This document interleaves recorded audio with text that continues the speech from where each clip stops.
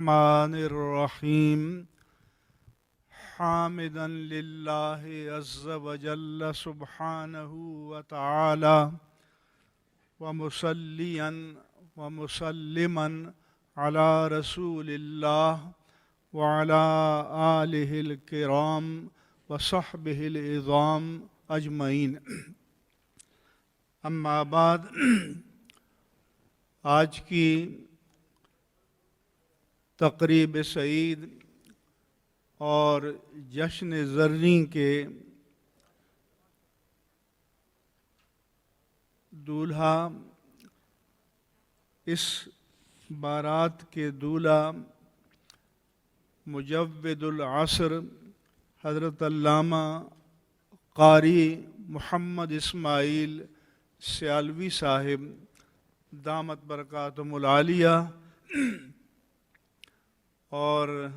ابھی میں نے خطاب سنا تو یہ بھی ماشاء اللہ محقق العصر ہیں حضرت علامہ مفتی سہیل احمد سیالوی صاحب زید مجدہم، مفتی اہل سنت حضرت علامہ مفتی محمد ابراہیم قادری صاحب دامت برکاتہم، اور حضرت مولانا بشیر فاروق قادری صاحب، اور اس بزم کی مجلس منتظمہ کے سربراہ اور میزبان حضرت علامہ قاری مختار الحسن حسنی صاحب زید مجدہم، دیگر علماء کبار، قرائے کرام، علماء کرام، حاضرین مجلس، آپ نے لسان العصر کو بھی سنا، علامہ صحبت خان کوہاٹی صاحب، پھر آپ نے حضرت مفتی صاحب کو اور پھر صاحبزادہ صاحب کو بھی سنا، اور مجھے انہیں سن کر بہت خوشی ہوئی۔ مفتی صاحب نے حضرت ابی ابن کعب کے بارے میں حدیث بیان کی تھی کہ حضور نے فرمایا کہ اللہ امرنی ان اقرأ علیک، کہ اللہ نے مجھے حکم فرمایا ہے کہ اے ابی میں تجھے قرآن پڑھ کر سناؤں۔ تو انہوں نے عرض کی اوسمانی، کیا میرا نام لے کر آپ کو فرمایا ہے میرے آقا؟ آپ نے فرمایا کہ ہاں تمہارا نام لے کر فرمایا۔ انہوں نے دیکھا کہ قسمت کا ستارہ عروج پر ہے، تو پھر سوال کیا کہ اللہ سمانی، کیا واقعی اللہ پاک نے میرا نام لے کر آپ کو فرمایا ہے کہ ابی کو قرآن سناؤ؟ حضور نے فرمایا کہ اللہ سما کا۔ پھر ان کے جوش میں اور اضافہ ہوا کہ مقدر کا ستارہ بلندیوں پر ہے، تو فرمایا کہ اب ذکرت عند رب العالمین، یا رسول اللہ کیا رب العالمین کی بارگاہ میں میرا نام لیا گیا ہے؟ تو حضور نے فرمایا کہ ہاں۔ تو یہ حدیث بتاتی ہے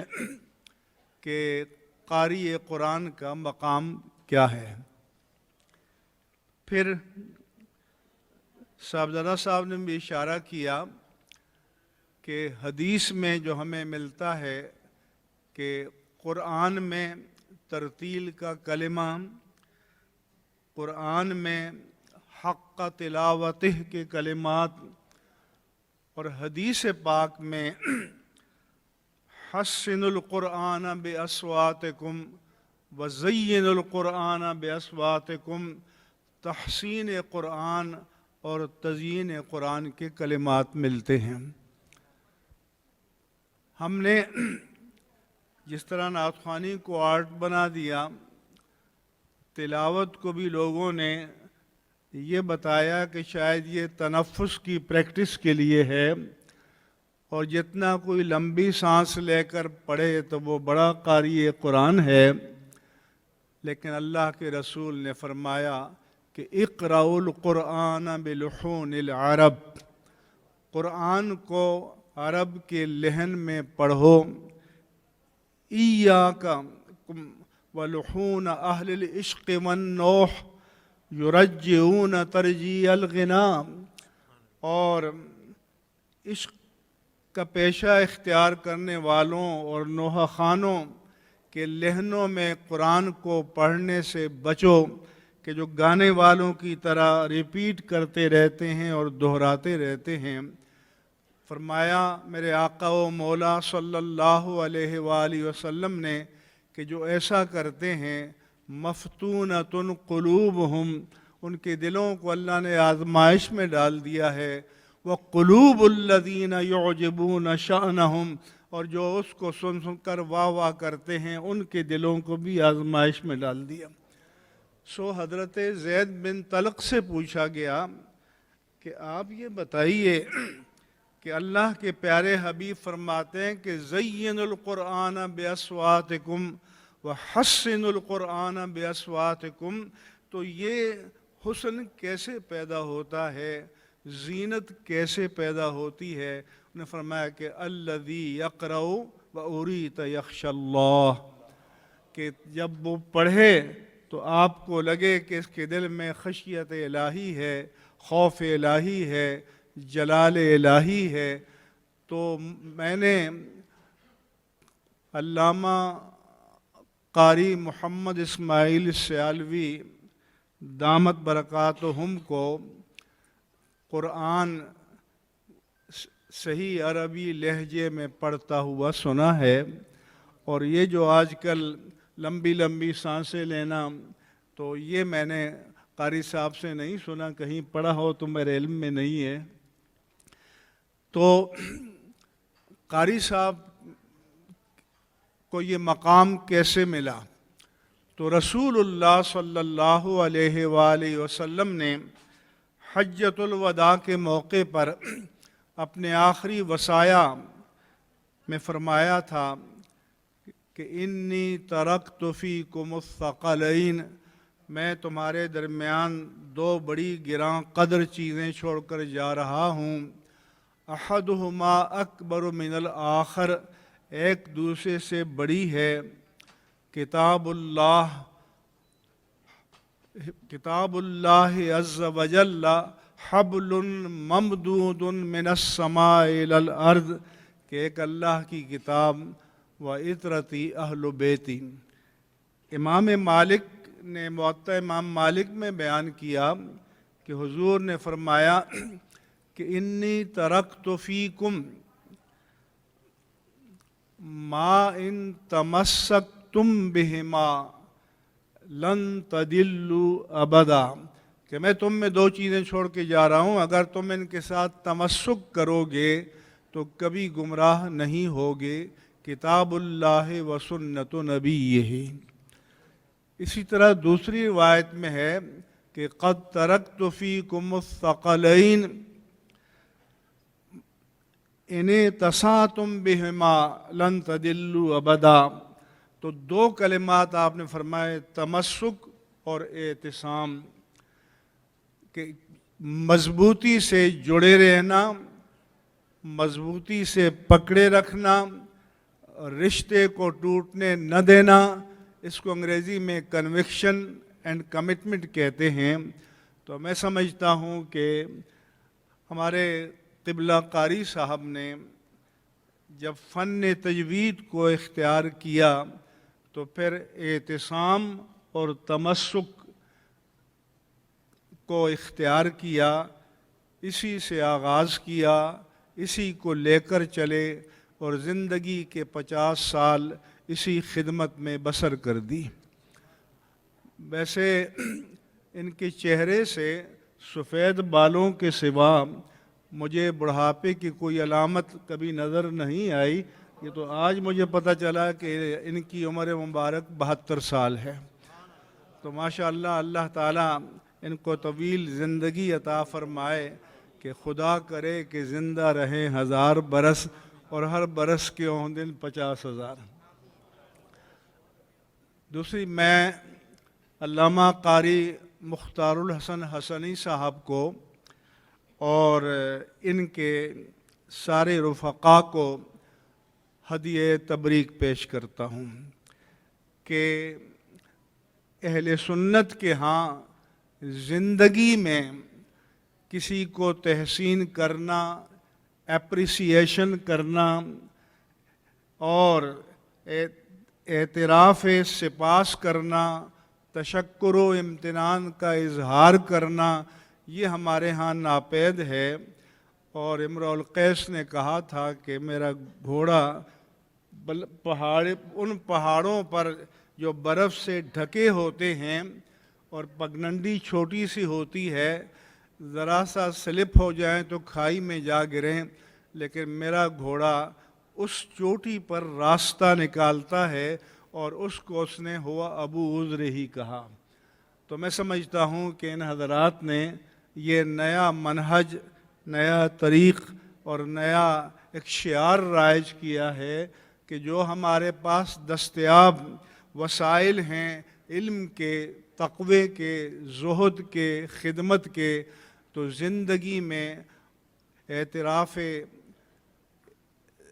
تشکر کرنا چاہیے اور زندگی میں اعتراف سپاس کرنا چاہیے، ان کی خدمات کی قدر کرنی چاہیے، ورنہ محسن بھوپالی نے غالباً کہا تھا کہ عمر بھر سنگ زنی کرتے رہے اہل وطن، یہ الگ بات کہ دفنائیں گے بڑے اعزاز کے ساتھ۔ تو دفنانے کا کام تو ہمیں آتا ہے، اگرچہ بد نظمی اس میں بھی بہت زیادہ ہوتی ہے۔ دوسرا، ہمارے یہ نوجوان ہیں، لکھتا تو رہتا ہوں میں، لیکن آپ علم لدنی والے ہیں، پڑھتے نہیں ہیں۔ ابھی میرے عزیز نے کہا کہ رسالت مآب، تو یہ اضافت کے ساتھ نہیں ہے، رسالت مآب ہے۔ یہ رسالت مآب کہنے سے معنی بدل جاتا ہے، عزت مآب کہنے سے بھی معنی بدل جاتا ہے۔ رسالت مآب کہیں، عزت مآب کہیں، اصل میں یہ اضافت مقلوب ہے، مآب رسالت ہے یا مآب عزت ہے، جیسے قافلہ سالار، سالار قافلہ ہے۔ تو جب ہم رسالت مآب کہتے ہیں تو اس کا مطلب یہ ہوتا ہے کہ رسالت سے بڑا اعزاز تو اللہ کی کائنات میں کوئی ہے ہی نہیں، لیکن تاجدار کائنات اور امام الانبیاء کی شان یہ ہے کہ آپ کی ذات سے رسالت کو اعزاز ملا، اور آپ کی ذات اور نسبت نے رسالت کو عظمتیں اور شان عطا کی۔ میں ایک بار پھر، کیونکہ وقت بہت زیادہ ہو چکا ہے اور ویسے بھی میرے 10 منٹ ہی رکھے گئے تھے کھلے وقت میں، تو اب تنگ وقت میں تو اتنا بھی نہیں ہے، میں آپ سب کو مبارکباد پیش کرتا ہوں۔ حضرت مجود العصر قبلہ علامہ قاری محمد اسماعیل سیالوی صاحب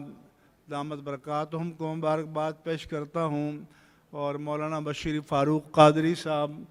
درباد میں آئے، ہمارے یہ سارے جو دوست سامنے جو علماء ان کی تکریم کے لیے، ان کے احترام میں، ان کے اعزاز میں یہاں تشریف لائے، میں دعا کرتا ہوں کہ اللہ تبارک و تعالی آپ سب کو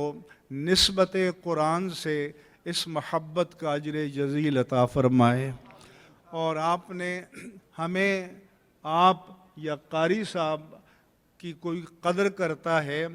عزت کرتا ہے، کبھی دستبوسی کرتا ہے، تو میں کہتا ہوں کہ ہماری تو قیمت 2 ٹکے بھی نہیں ہے۔ یہ جو لوگ چومتے ہیں تو نسبت دین کو چومتے ہیں،